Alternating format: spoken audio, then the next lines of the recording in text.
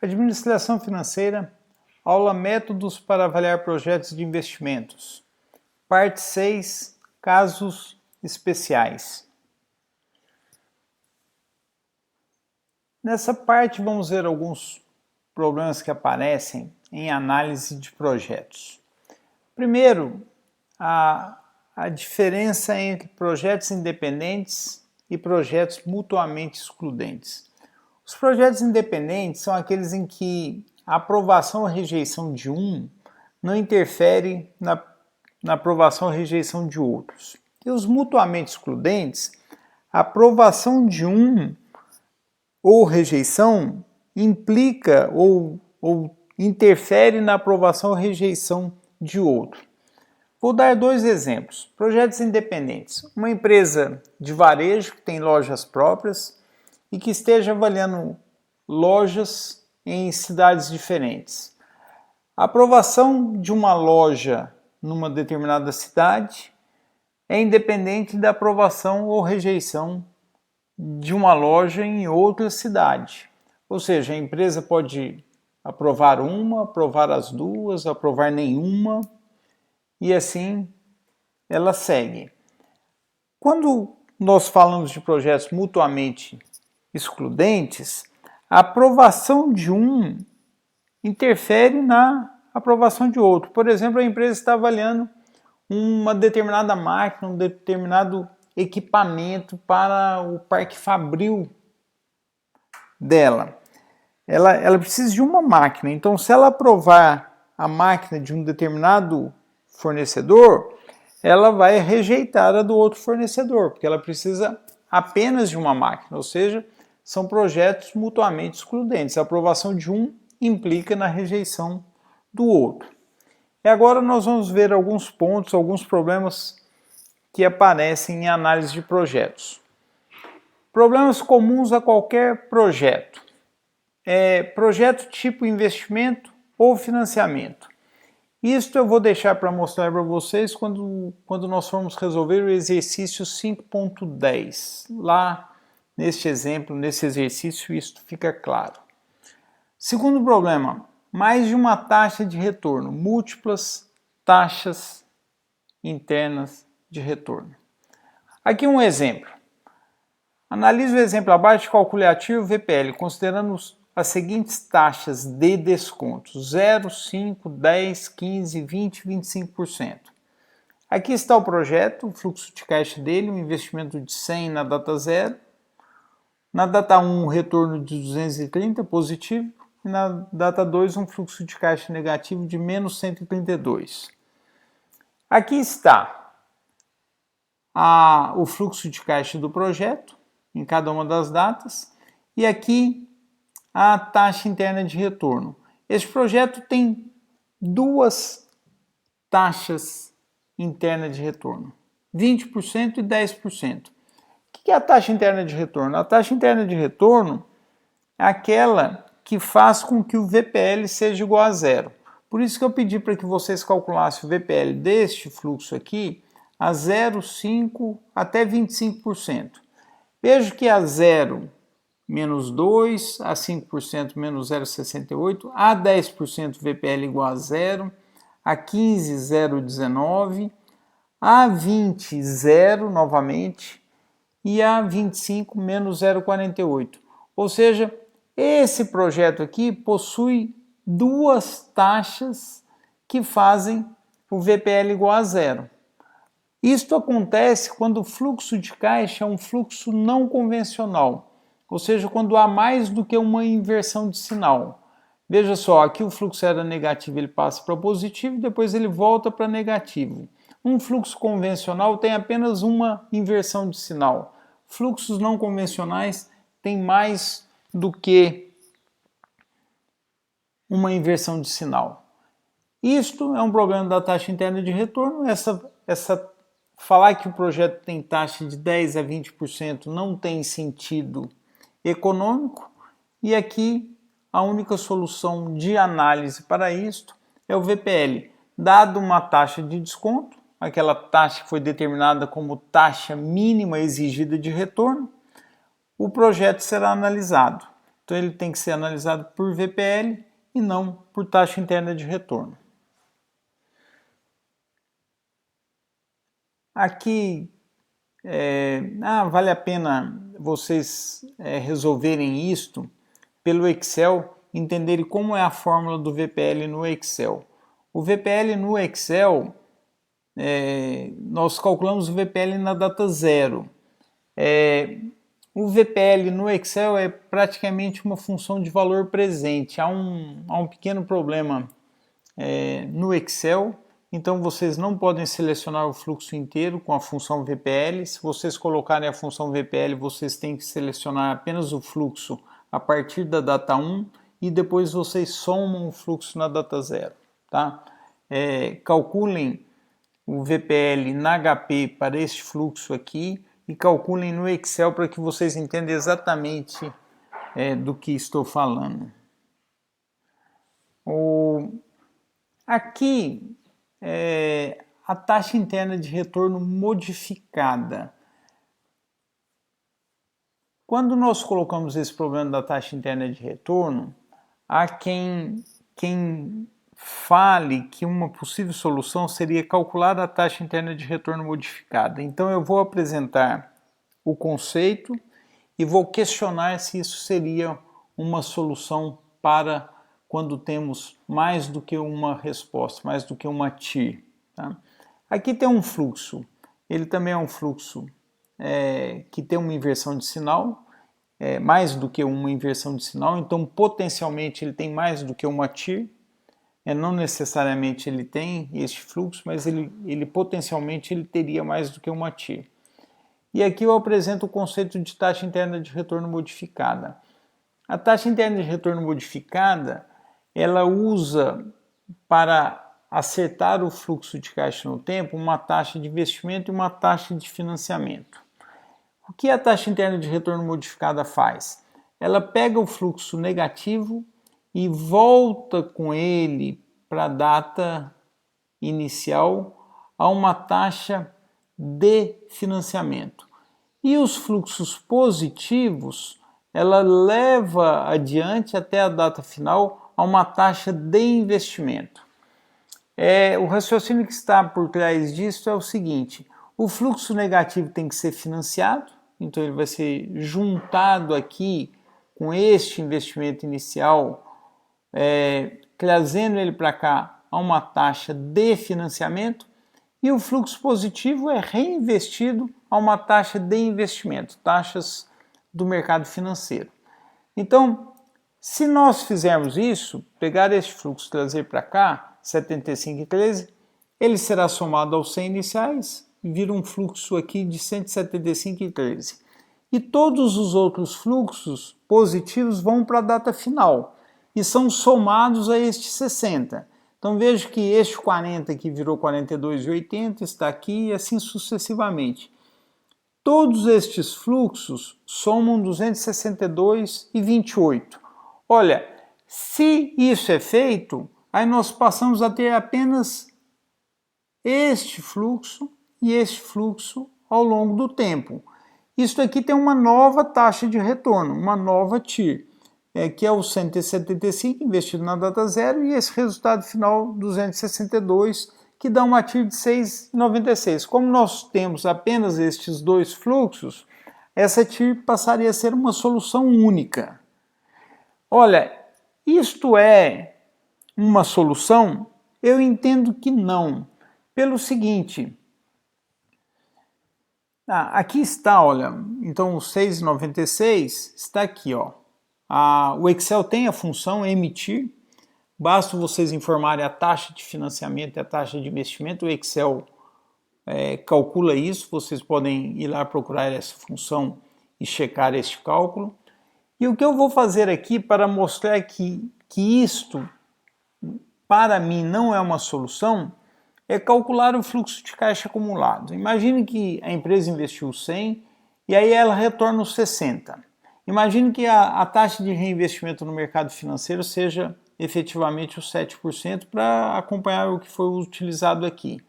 Olha só, quando a empresa recebe os 60, o investimento retorna os 60, ele é reinvestido até o próximo ano. 60 reinvestido até o próximo ano, somar 60, reinvestido a 7% até o próximo ano e somado com 40, dá 104,20.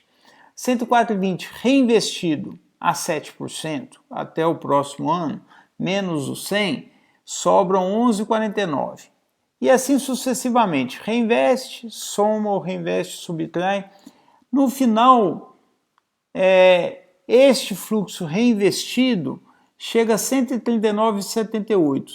139,78. Bom, isso aqui deu uma TIR, este fluxo inicial, esse investimento inicial em relação a esse resultado final, dá uma TIR de 5,74 ao ano, diferentemente desta. E este cálculo aqui é mais realista, por quê? Porque o fluxo da empresa, ele anda para frente, ele não volta para trás como nós fizemos com este aqui. E ele anda para frente de que forma?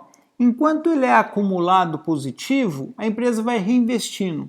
Se em algum desses períodos ele fosse acumulado negativo, a empresa teria que financiá-lo. Aí sim ela usaria a taxa de 10%. Vejo que neste exemplo não foi necessário financiar nenhum fluxo, porque ele sempre foi acumulado positivo. A empresa investiu 100 e depois, quando começa a retornar, ele sempre foi positivo, sempre foi positivo. Quando nós vamos acumulando, ele é sempre positivo. Se ele foi sempre positivo, em nenhum momento foi necessário financiar este fluxo. Se não foi necessário financiar este fluxo resultante, colocar uma taxa de financiamento, como foi colocado aqui, é puxar uma distorção. Por quê? Porque não houve necessidade desse financiamento. Se ele foi sempre, do ponto de vista acumulado, positivo, sempre ele foi reinvestido no mercado financeiro. Então, a solução para fluxos que potencialmente podem ter mais do que uma taxa interna de retorno é acumulá-lo para frente. Se ele é positivo, usa uma taxa de investimento, se ele é negativo, usa uma taxa de financiamento. Exatamente como ocorre no que? Na prática, na realidade das empresas. Então, na minha interpretação, a taxa interna de retorno modificada não é solução para estes problemas que aparecem com a TIR. Aqui, falando um pouquinho sobre mais um problema que aparece em projetos mutuamente excludentes, nós temos um problema de escala. O exemplo de 300 e 600 que nós vimos na parte 4 ilustra isso. Vocês podem voltar lá para ver o que nós discutimos, para quem não viu. E aqui nós apresentamos mais um problema que aparece para projetos mutuamente excludentes, que é a distribuição do fluxo no tempo. Analisem esse exemplo aqui, um projeto a partir da TIR do VPL considerando uma taxa de 15% como taxa de desconto, taxa mínima requerida de retorno. Então, vamos avaliar esses dois projetos, projeto A. Nos dois projetos, a empresa investiria 100 e aqui tem o fluxo de cada projeto. Vejo que o projeto A tem um retorno maior no início e um retorno menor no final, comparativamente ao projeto B. Então, o projeto B retorna menos nos 2 anos iniciais, mas retorna mais nos 2 anos finais. Vamos analisar TIR e VPL destes dois projetos. Aqui estão. Eu calculei aqui a TIR do projeto A e o VPL a 15% do projeto A. E do projeto B, TIR e VPL. Vejam que pela TIR o projeto A é melhor, é superior. E pelo VPL o projeto B é superior. E agora? Pela TIR nós escolhemos o A, pelo VPL nós escolhemos o B. Se nós fizermos B menos A, nós vamos chegar nesse seguinte fluxo incremental. Ou seja, o B, comparativamente ao A, tem isto aqui de diferença. Ou seja, o B retorna menos no início, mas retorna mais. O que está por trás deste raciocínio? Investir em B significa abrir mão de 45 no primeiro ano e de 30 no segundo ano para receber 50 a mais no terceiro ano e 70 a mais no quarto ano. Ou seja, vamos falar, há uma perda aqui para uma compensação aqui. Vale a pena perder isto, ou seja, não receber. Então, olha aqui no ano 1 para que isso fique claro. Se você fizer o projeto A, você recebe 60. Se fizer o projeto B, você recebe 15.